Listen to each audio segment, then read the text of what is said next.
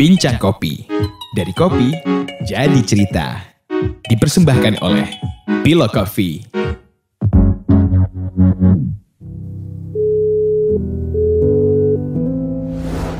Halo, ini Maria. Hai.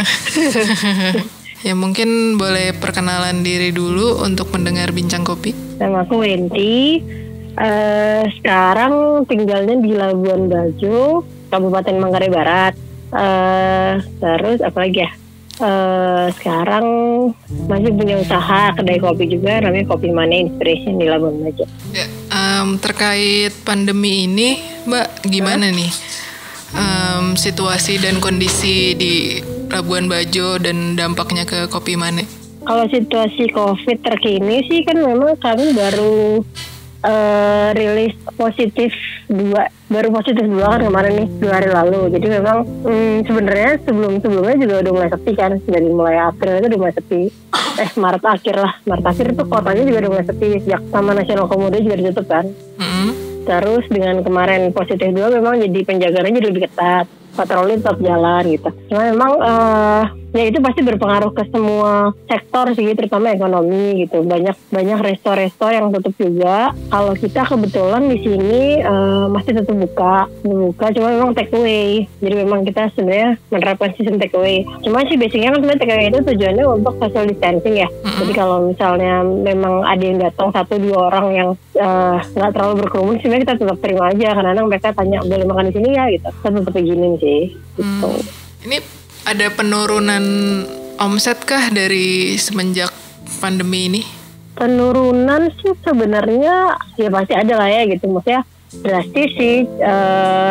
Ya yang tiap harinya juga memang kan customer kan biasanya banyak orang lokal kan gitu. Yang wisatawan luarnya sendiri nggak terlalu banyak banget sekali.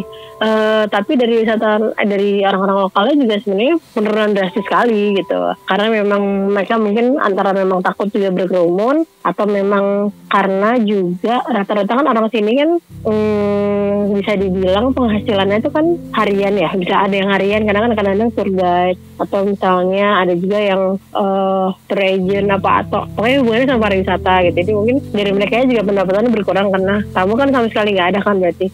Yang otomatis penurunan secara pendapatan juga ya pasti berpengaruh juga ke pengusaha kuliner gitu. Jadi penurunannya dampaknya selain COVID juga dari penutupan Komodo itu ya, Pulau Komodo itu ya? Iya betul. Karena memang itu kan salah satu mata pencarian terbesar kan di sini gitu. Maksudnya ibaratnya kapal semua kan, kalau dari tempat wisata kan udah macam-macam tuh, subsektornya kan banyak tuh. Gitu. Jadi memang pasti berpengaruh banget gitu.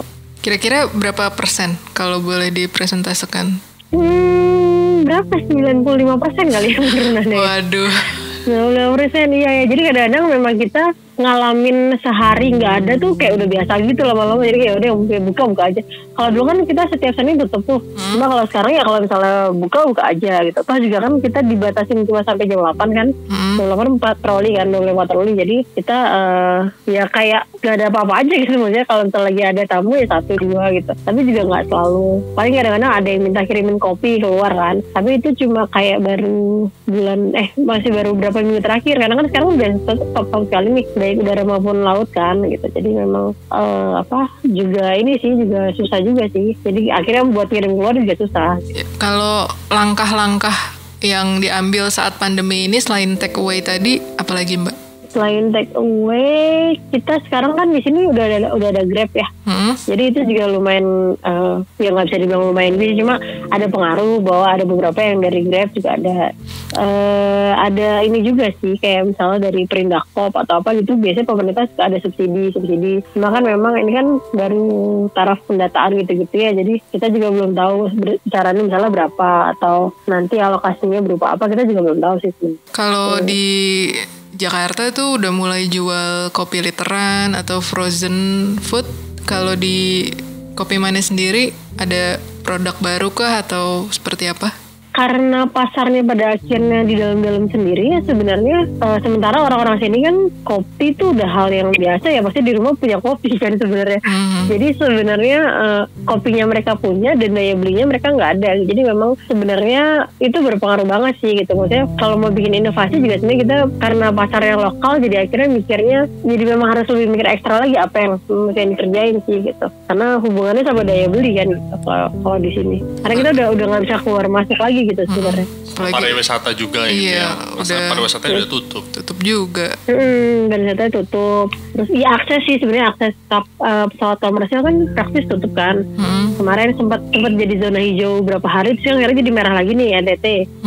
Itu jadi memang itu juga berpengaruh. Dengar-dengar katanya sih mau ada klien sih kemungkinan mau ada. Kemarin sempat baca ada surat pemberitahuan lain kalau mereka mau buka rute domestik provinsi, tapi belum tahu juga akan disetujui atau enggak gitu. Jadi, tapi kan rutenya domestik juga. Jadi sebenarnya sementara kalau misalnya mau kirim kopi keluar juga aku biasanya di luar provinsi gitu, pasti ke luar ke Bali kan, ke Jakarta kan gitu. Jadi memang kayaknya nggak terlalu berpengaruh juga sih di saya gitu. Oh, jadi Kopi Mane itu memang ada roasterinya ya? Atau gimana? Kita ada roastnya kan jadi kan kita ada 2 tempat nih, di Labuan Bajo sama di Ruteng. Nah di Ruteng memang roastingnya semua di sana gitu, karena memang mesin roastingnya di sana. Cuma ini per hari ini per kemarin atau per hari ini ya itu jalur Ruteng Labuan Bajo dengar ada ini juga sih, pembatasan juga sih, karena kan kebetulan yang positif itu ada di Lembor itu pertengahan antara Labuan Bajo sama Ruteng. Jadi akhirnya ada pembatasan juga, jadi memang benar-benar kita kayak nggak di lockdown sih, tapi ya gitu, akhirnya memang benar-benar akses keluar dan masuknya terbatas. Agak skakmat gitu ya. Jadi bingung juga. Gitu. Gimana ya, sedih juga dengernya ini.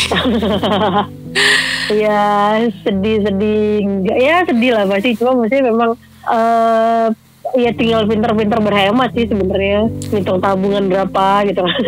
Tinggal pinter-pinter berhemat aja kan. Dari segi pekerja apa ada yang berdampak Mbak dari tempat Mbak sendiri? Maksudnya ada yang dirumahkan kah atau bagaimana?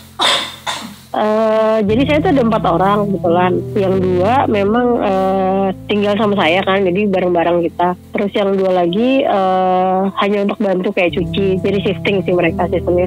Nah shifting ini memang saya rumahkan gitu. Saya bilang kalau misalnya saya nggak tahu sampai kapan gitu, tapi kamu ya di rumah dulu aja gitu. Karena saya tahu bahwa saya nggak bisa gaji juga gitu. Jadi memang akhirnya mereka memilih untuk pulang kampung. Tapi kalau misalnya membaik ya saya persilakan untuk balik lagi gitu.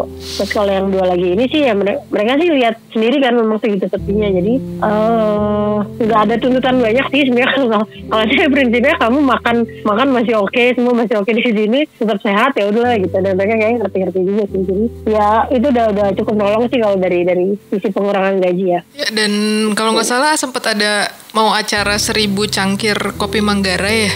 Nah iya persis, itu jadi pembatalannya juga seminggu gitu. Itu persis banget setelah presiden mengumumkan apa ya waktu itu ya, pertama bukan lockdown, jadi positif pertama kalau nggak salah, positif 01 di Jakarta. Pokoknya waktu mulai banget corona deh di Indonesia, terus mulai ada himbauan untuk tidak mengadakan perkumpulan itu, jadi benar-benar H-minggu itu kita cancel gitu. Sebenarnya harapannya bukan cancel sih, harapannya mundur gitu. Cuma kan memang kan belum tahu kan sampai kapan. Nah itu kan sebenarnya rangkaian acara untuk acara bulan Juli nanti ada festival Colol sebenarnya, festival kopi Colol. Nah jadi pra-event rencananya. Cuma ya kalau begini sih kita juga nggak yakin Juli juga ini ya. Juli juga festivalnya ya.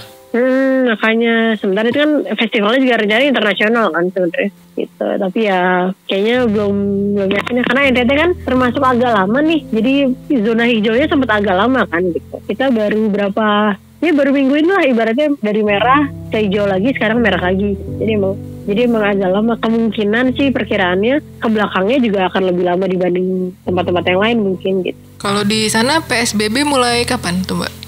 PSBB sih sebenarnya belum ada pemberlakuan ya, maksudnya yang secara resminya sih belum ada pengumuman gitu. Cuma memang ya kesadaran orang-orang aja sih sebenarnya. Ini sih sebenarnya mulai ramenya juga karena kalau jam-jam menjelang buka aja sih takjil gitu-gitu sih. Tapi sih kayak jam segini juga udah mulai sepi sebenarnya. Kalau ini nanti sampai panjang gitu, mungkin akhir Desember paling cepat atau bahkan nanti tahun depan. Langkah apa aja untuk menghadapi ini? Langkah apa aja ya? Ya yang pasti berserah dan berdoa. Selain berdoa. Langkah sih sebenarnya honestly belum ada planning yang fix nih sebenarnya. Cuma memang ya benar-benar kita sih sekarang ini benar-benar berhemat aja sih. Jadi yang nguras tabungan kan akhirnya ya. Jadi memang benar-benar 50.000, 100.000 itu berharga banget kan ya sekarang gitu ya.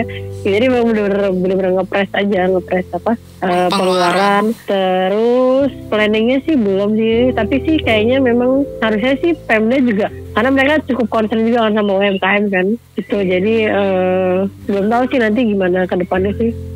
Sebenarnya kalau misalnya masih 2 bulan ke depan kayaknya masih lumayan sanggup sih ya. Tapi kalau udah sampai 6 bulan sih kayak kita juga takut juga ya, karena efeknya kan sebenarnya bukan hanya di kitanya gitu, tapi pengangguran kan juga besar-besaran nih gitu. Kemarin juga sempat ngalamin kejadian ada orang tiba-tiba masuk nanyain lowongan, tapi juga agak serem kan di sini kan. Jadi kita juga mulai berdampak nih efek-efek penganggurannya sih gitu. Ya, mungkin ada tambahan lagi Mbak untuk para pendengar Bincang Kopi, pesan-pesan. Pesannya sih sebenarnya curhat lagi boleh. Biar sama-sama. Kadang kan kesedihan itu kalau bersama lumayan lah menambah suntikan semangat. Sebenarnya sih kalau saya sih nggak yang galau-galau banget gimana sih, karena memang kebetulan saya di sini juga bantuin media centernya sih. Jadi sebenarnya untuk informasi yang segala macam sebenarnya cukup update. Cuma memang kalau untuk usaha sih memang lagi benar-benar mikir juga sih. Jadi udah berapa kali ngebahas juga sama teman-teman. Kira-kira kalau misalnya ini akan berlangsung lebih dari 2 bulan apa yang akan terjadi gitu. Karena kan kita juga pasti mengamati juga gitu kan. Gitu. Tapi ya sebenarnya sih nggak mau terlalu stres sih, karena kayaknya kalau stres makin buntu ya. Gitu. Makin bingung juga gitu.